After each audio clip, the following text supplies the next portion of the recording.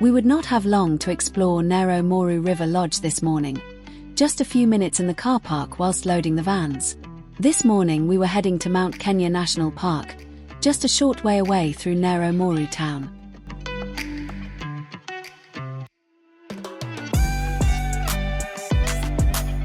So just a brief chance to photograph an African paradise flycatcher and a red-cheeked cordon bleu around the parking area.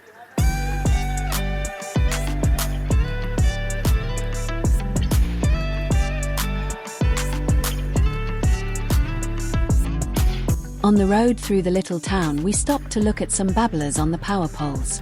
These were black-lawed babblers, but we were also looking for northern pied babblers. Apparently there is quite a lot of hybridization between the two species, so we had to spend some time looking through the birds to find the best examples.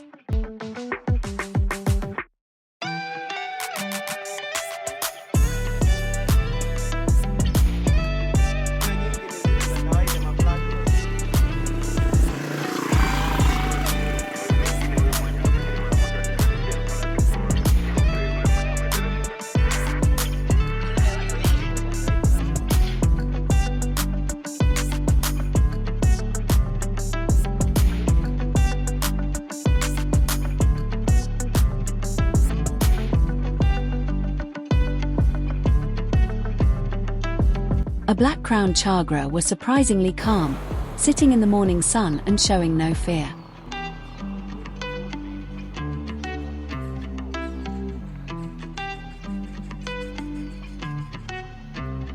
You know who made it.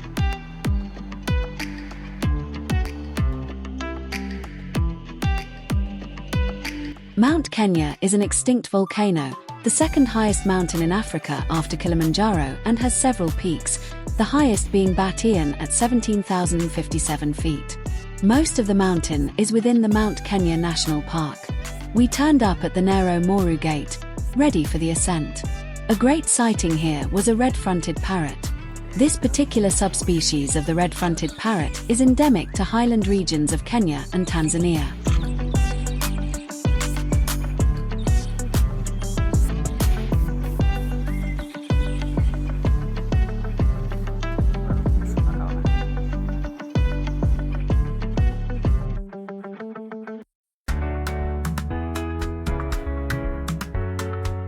After signing in, we loaded back up and headed through the gate into the park.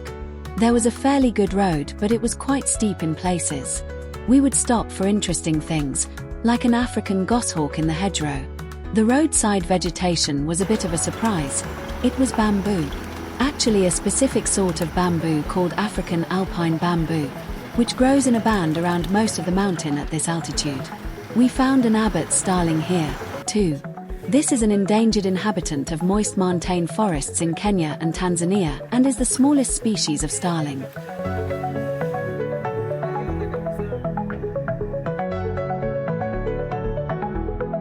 We also found African buffalo here, popping out of the bamboo thickets and looking strangely out of place. We were more used to seeing them wandering the plains rather than hiding in the bushes.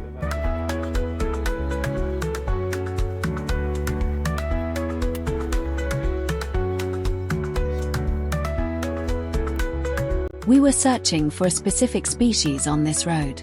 An endemic, the Jackson spurfowl, likes mountain regions with bamboo stands, so this should be perfect habitat. We just had to hope that some would be on the side of the road. We didn't need to worry, we came across birds all along the road, mostly in small family parties that disappeared into the undergrowth whenever we stopped to look at them.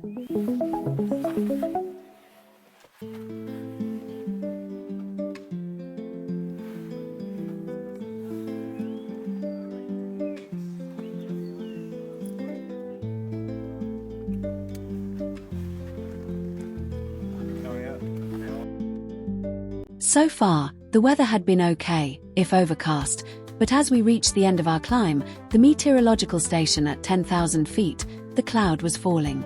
We got out here for a look around, and a few of us were lucky enough to see a fleeting glimpse of Abyssinian ground thrush before the heavens opened. We retreated from the mountain as the rain came down. We had somewhere else to be. Somewhere else was Samburu National Reserve, quite different in habitat to the lush green of the mountain. This was a semi-desert savanna. We got out while tickets were being obtained and watched the little swifts that were nesting under the gate. The rain had gone, the sun was out, and it was getting pleasantly warm.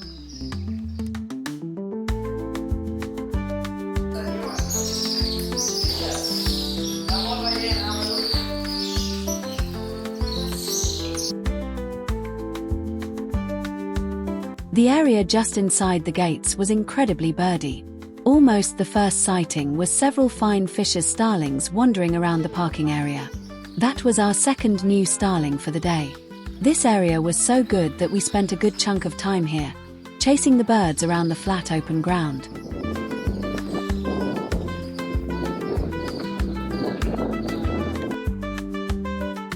We had been told that we would not see common bulbul here, so we were surprised when one popped up in a tree.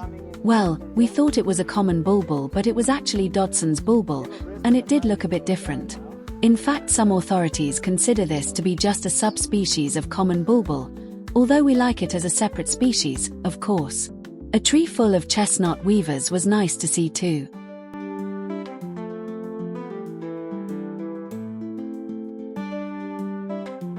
An old friend, the chinspot batis, popped up next. This one is a male, without the chinspot seen in females. Then it was back to the lifers with a blue-capped cordon bleu. At first sight, this could be mistaken for a female red-cheeked, but the completely blue head is the clinching detail. Thankfully, it is a male. The females are much harder to tell apart. The birds kept coming, with splendid views of a white-headed buffalo weaver up next. This was joined by white-browed sparrow weavers sharing a perch with parrot-billed sparrows.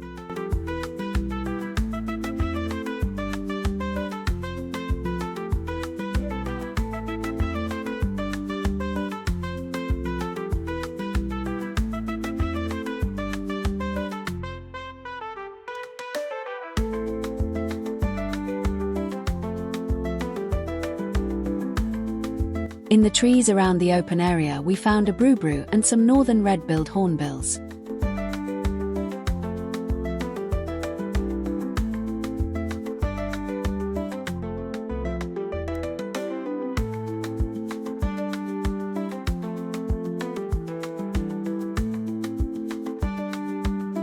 There was a big mixed flock of birds busily foraging below a lone tree, the one that the white-browed sparrow weavers and parrot-billed sparrows were perching in. Amongst them we found our first red-billed buffalo weavers of the trip. The white on the shoulder probably identifies this as a male.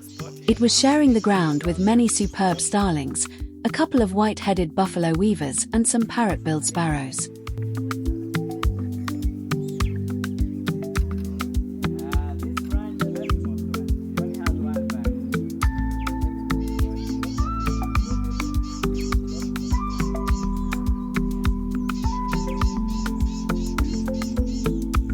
Back in the peripheral foliage, we found a yellow-spotted petronia, another sparrow species that is named for a faint yellow spot at the base of the throat. It can't always be seen in the field, but might just be visible towards the end of this video clip. And we also found von der Decken's hornbill here, this one a male with the large orange bill. Females have all black bills. Back to the vans and we headed out into the reserve. It was arid, thorny and sandy, in shades of red ochre, olive green and straw. Samburu boasts its own Big Five species that are found only in this general area. It gives the tourists something to look for, and now we were to see our first, the Gerenuk. This cute antelope has a very long neck. When raised on its rear legs, the Gerenuk can graze on foliage up to 2 meters off the ground. No wonder it is also known as the giraffe gazelle.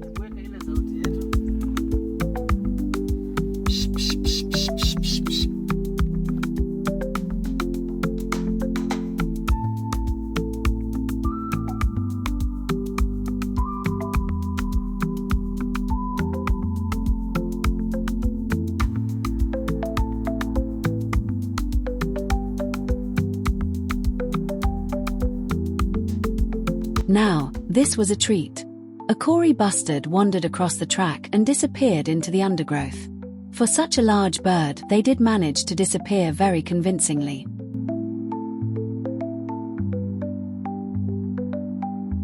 Our first tater fiscal of the trip. This was to be the common fiscal seen around Samburu. The dark head, grey back with the white edges and all black primary tips are diagnostic of this species. The very similar Somali fiscal has white tips to the primaries.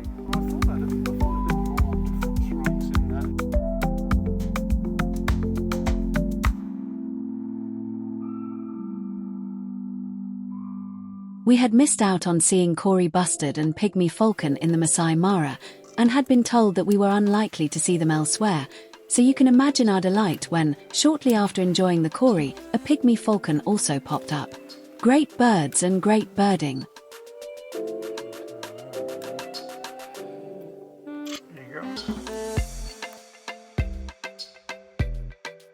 Black-faced sand grouse appeared at the side of the track. The birds get their common name from the black surrounding the bill of the male bird. The cryptic plumage blended very well with the sand and rocks of the terrain.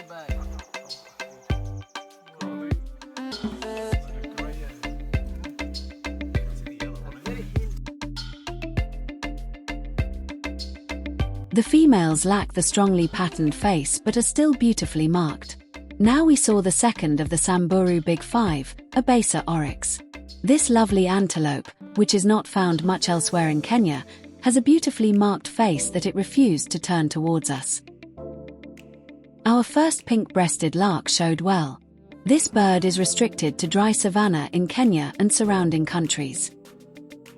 There was one bird we had seen on videos when we had been researching Kenya's birds that we were very much looking forward to seeing.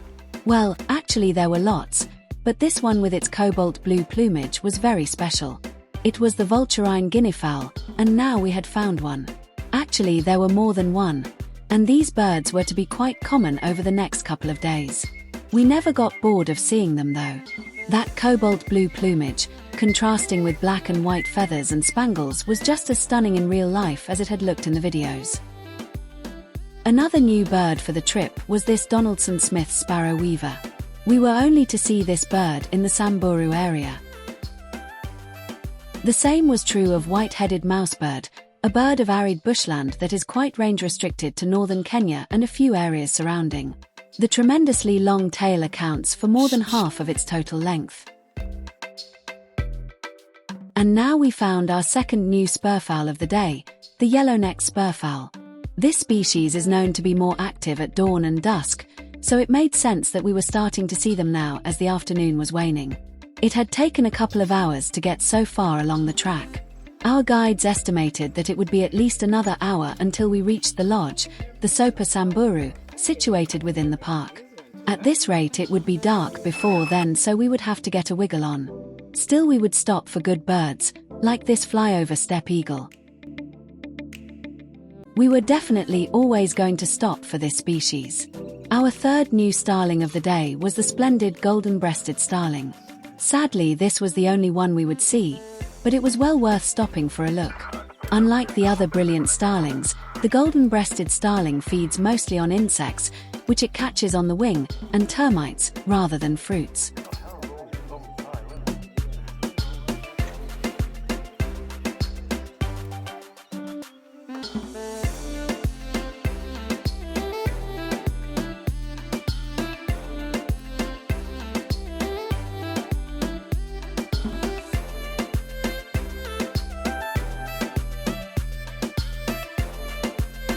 The grey wren warbler, so named for its habit of holding its tail cocked up like a wren, is supposed to be a shy bird that is difficult to see in dense bush, so we were very lucky to get these views in growth at the side of the track. Time for another of the Samburu Big Five, the reticulated giraffe. This was the third and final of the three types of giraffe that we would see on this tour, after the Maasai giraffe and the Rothschild's giraffe, back at Nakuru. This one was carrying the inevitable red-billed arcspeckers, although these were the first we had seen since we'd left Kakamega. They would also turn out to be our last arcspeckers of the trip. The warthogs here were a different species to those we had seen in the Masai Mara. These ones were desert, or Somali warthogs. We also found a tiny Kirk's dik-dik here too. We really hadn't seen many vultures. We'd had only a single occasion of the iconic group around a carcass scenario that was too far away to photograph, and some flyover birds. Here was another flyover of a hooded vulture. It didn't worry this superb starling, collecting nesting materials, or this Isabeline shrike. This little bee-eater wasn't a triptych, but it was the first time we had seen this species since we'd left the Mara Triangle. Anyway, it was so beautifully posed that it was worth a short stop to appreciate such a stunning little bird. We also stopped for a look at more northern red-billed hornbills and to appreciate a female Kenya violet-backed sunbird.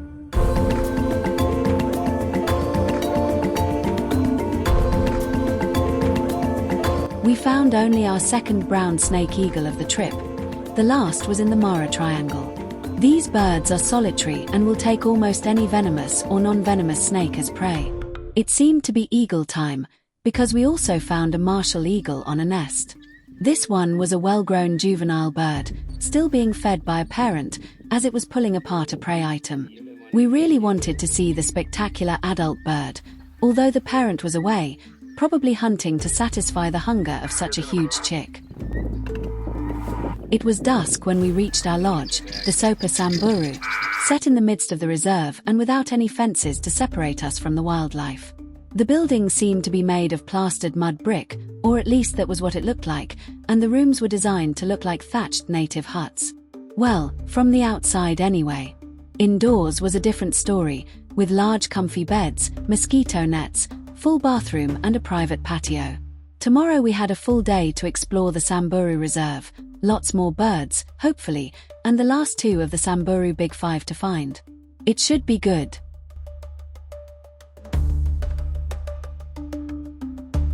For more information, see our 3-volume travelogue, available as ebooks or paperbacks, from Amazon.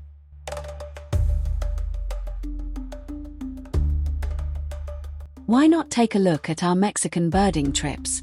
Videos are on our YouTube channel and travelogues are on Amazon. We hope you enjoyed this video.